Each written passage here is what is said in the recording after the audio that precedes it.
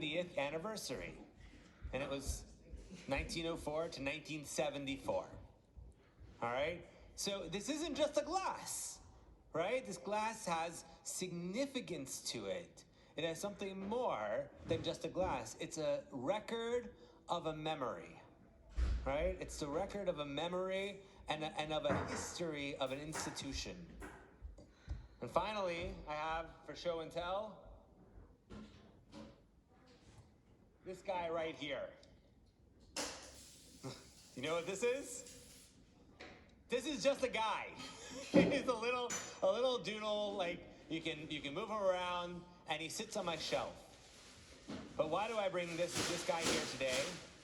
Because when I first became the rabbi of Shearith, Israel, Jack and Rachael Rosenberg came into my office, and they gave me this. All right? They gave me this. And they probably made this, too. All right? Because Jack and Rachael were in the business of taking objects and imbuing them with significance. Now, sometimes that imbuing them with significance, inscribing upon them, was just a matter of advertising, of a company like IBM, which is imbued on this, right? Now, I don't like or love IBM anything more because of this, but I like and love Jack and Rachael more because of this, right? Because it sits on my shelf, and it was a gift from them, right? And it's a little tchotchke that kids play with, and that when they're in my office, they have a little thing to doodle with, and it's got some use and some significance, but it's mostly important because they gave it to me, because it's a gift. And when we think about our homes and our lives and all of the objects that have memories inscribed upon them, what they are the partnership between us and God. And in your lives, in your legacies, there are countless objects that float throughout people's homes and in this building that are associated with this institution. I can't even begin to count the ways that your legacy is inscribed upon this institution. And when we make a mark, whether in the physical world or in the world of ideas or with our contributions of time and energy, we leave a legacy upon the world. And I'm gonna take a moment and share a few words, not from me, but from Richard, your son, who couldn't be here physically with us, but is right here with us physically as well, just not in the room. Here on in the virtual world. And so this is from Richard Rosenberg. Jack, I'm going to read it verbatim. Jack and Rachel's favorite, parentheses, and only son. And here's what he said. As I cannot be with you today, I wanted to share a few thoughts. You can tell when someone has been a long-standing member at the synagogue, because rather than sitting just anywhere, they have their seats. So let me begin with a prediction. Mom and Dad are seated on the right side of the synagogue, Rabbi's left, either in the first or second row. All right, sorry, Richard, your prediction is slightly inaccurate for today because it's a separate day, all right? It's a special day, and the whole mishpacha, all the cousins and family who are able to be here, and you are here as well, but you're sitting on actually the left side of the synagogue today. But here's the bolder prediction that Richard makes, back to his words. I will make an even bolder prediction. Both Mom and Marla are wearing black outfits. And there's a 50-50 chance that Sharon is wearing black as well. Nope. There's some black there, but, there's some white there as well. Almost 91 years ago, Jack was born in Atlanta. This was approximately 3 years after Shearith, Israel, settled into its first synagogue building near the present-day Turner Field. From that day until today, Shearith, Israel has been an important part of his life. In 1945, after his bar mitzvah, Rabbi Geffen wrote, and here I just want you to see, it's a picture of Rabbi Geffen's words, and they're framed, right? Is this in your home? Is this a thing in your home that's framed in your home? It says, from the diary of Rabbi Tobias Geffen, Zichrono Livracha, Rabbi at Shearith, Israel, Atlanta, Georgia, 1910 to 1970, Shabbat, July 28th, 1945. A good week for all Jewry and for us. We had a bar mitzvah in our synagogue today. Mr. and Mrs. Rosenberg brought in their youngest son, little Jacob. He did not study in our Talmud Torah, but privately. Moshe Cohen taught him. Jacob chanted the maftir very well, the blessings and the haftarah. He also chanted from the Torah. He gave a talk in English and Yiddish and was the cantor for services. Jacob did everything very well.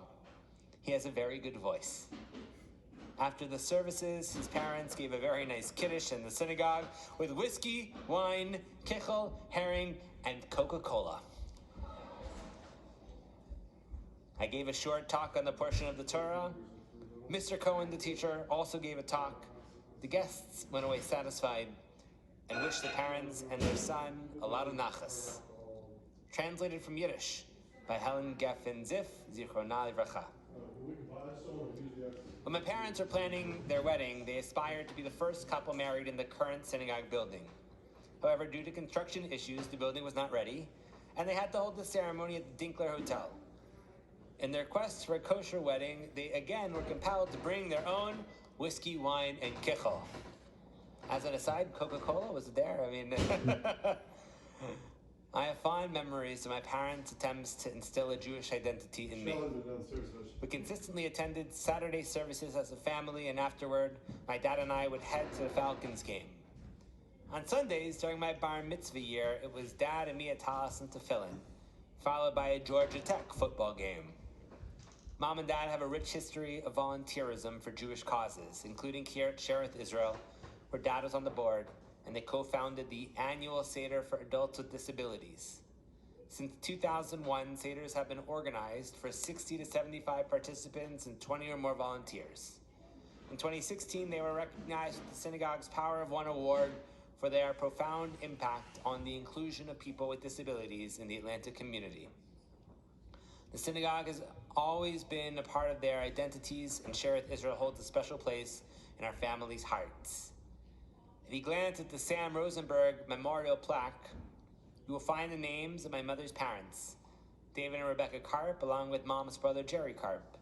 You'll also see my dad's parents, Pauline and Sam Rosenberg, his sisters, Mitzi Kornblum and her husband, Julie, and his brothers, Chick Rosenberg, Saul Schechter, and Sidney Schechter, as well as Sidney's wife, Fanny. Mom and Dad, congratulations on receiving this prestigious award. Although I often faked stomach aches to get out of Hebrew school, Sharon, Marla, and I are beyond grateful for the Jewish values you and the synagogue hammered into us. You are role models not only to your children, but to the many lives you have impacted. Finally, there is more to celebrate than this award. Happy birthday to my incredible sister Marla, whose birthday falls on August 23rd. Dad, get ready to blow out lots and lots of candles on your August 19th birthday. Happy anniversary to my remarkable parents. In 2 days, on August 7th, we will be celebrating 56 years of love and commitment. And last but certainly not least, tomorrow is Mom's birthday, August 6th. Happy birthday. As they probably said at many Rosenberg events held at Shearith, Israel over the past 90 years, Mazel Tov and Sei Gesund. Love, Richard, as mentioned, your above favorite son. So I want to just notice a couple things too about this. One is that there are two physical objects with words in this document. The frame here, frame the words of Rabbi Geffen, and the plaques that are on the wall here in Shearith, Israel, right? That the addition of words to objects creates some significant memory, a significant holiness, an impact. And I want to invite forward this.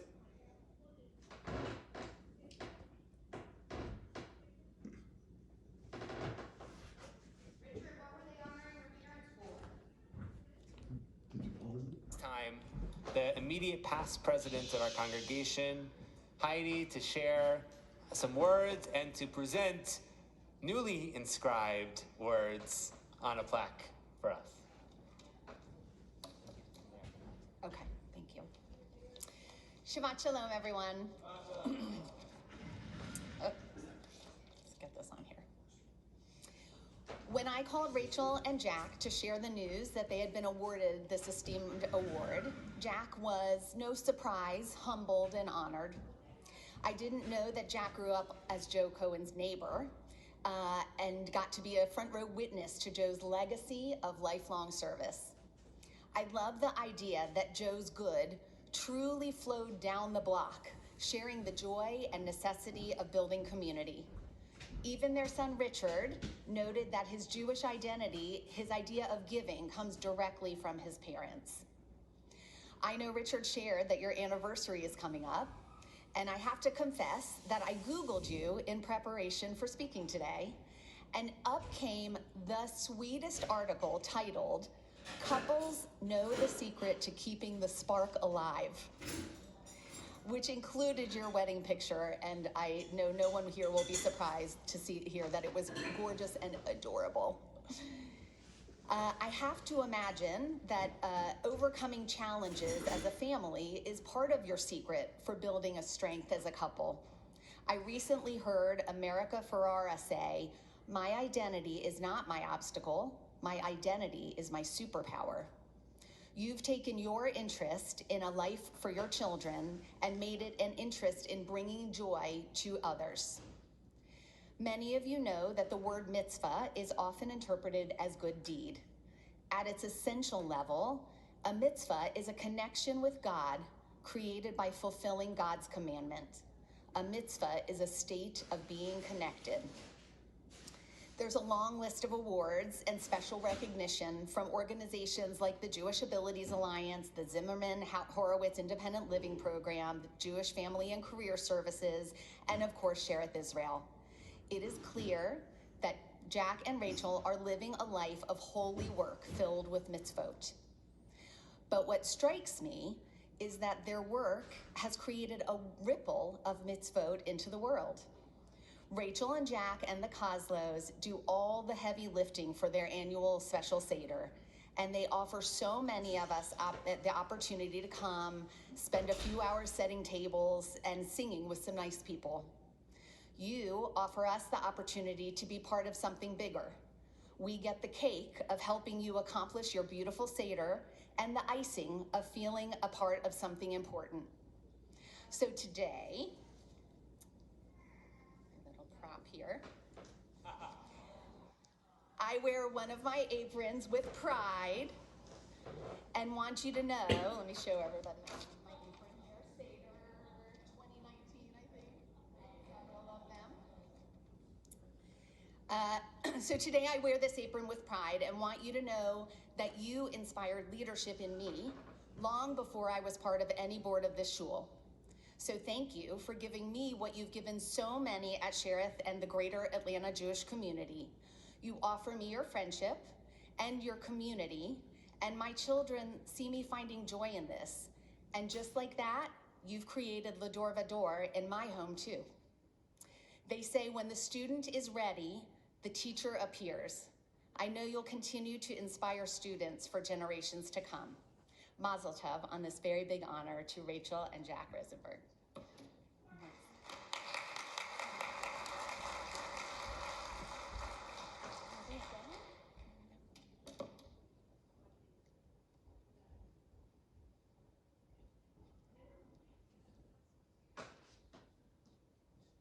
And we have here as well the the Joe Cohen Memorial Distinguished Service Award for Rachel and Jack Rosenberg. We're still catching up from COVID. They're the 2021 awardees, and we'll catch up, I hope, by the end of the year with lots of Joe Cohen awardees. It's an award that's given for distinguished service, which is people who step up and make a difference in the community without being asked who volunteer and create the possibility for this community to thrive. And if I could, for a moment, invite all of the past Joe Cohen awardees to please rise and be recognized.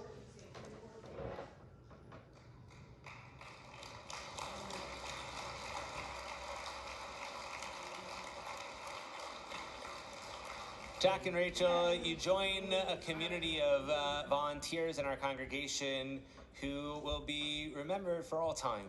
Their name will sit as a place of pride on our wall, inscribed like the Ten Commandments with the memories of all of the work and all of the meaning that you have imbued in our congregation.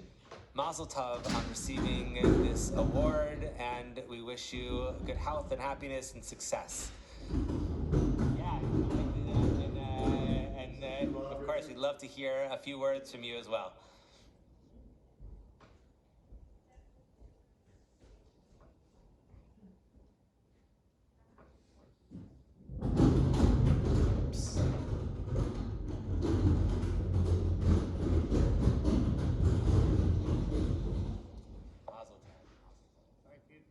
All right, I'm going to leave this right here. Actually, I want to thank the committee, the synagogue, for honoring us with this award. It's graciously accepted. I don't know how we accomplished so much, but we are very proud of what we did. My son, unbeknownst to me, has stolen all my thunder. I was going to tell everything that he said about our wedding and so forth. So anyway, I won't rehash it, but there's a couple of remarks I just do want to make, because I made a few notes there.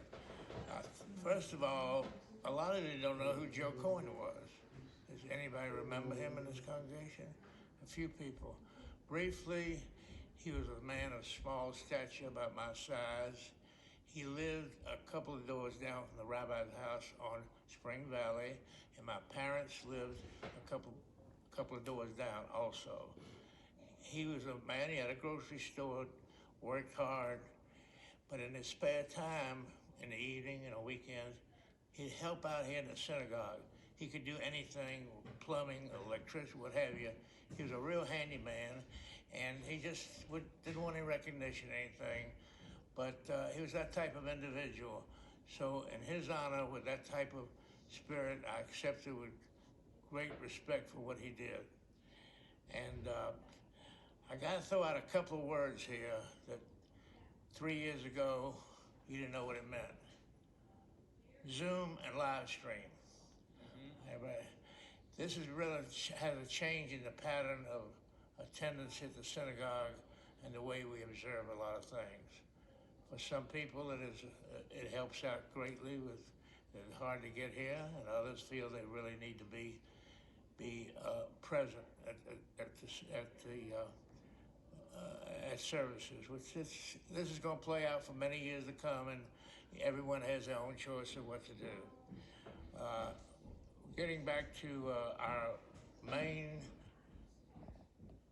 project that Rachel and I help out with is, of course, this start with Harold and Arlene and Pi and Tal going to get it later on. It's a responsibility we feel for that community to be remembered and have an occasion to go to. So we're very happy to be part of that. The one thing I need to note that we had one event that really struck me to show how the heart of Shearith Israel really is. I'm going back about almost 70 years. My father, blessed memory, passed away. We were newly married. A couple of years there, and he passed away. I knew I was going to have to go say Kaddish. Went to shul. So there I was. Went to tefillin with me.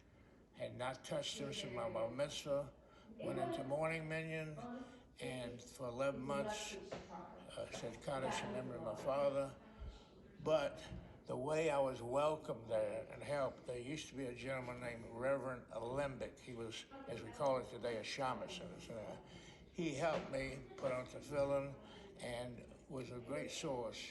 And I find that type of welcome still exists here at Shearith, Israel, with all the volunteers that you have here, with the rabbinical staff, and may we continue for many, many, many more years. We thank the synagogue for honoring us with this award. Have a good Shabbat, everyone. Mazel tov, mazel tov.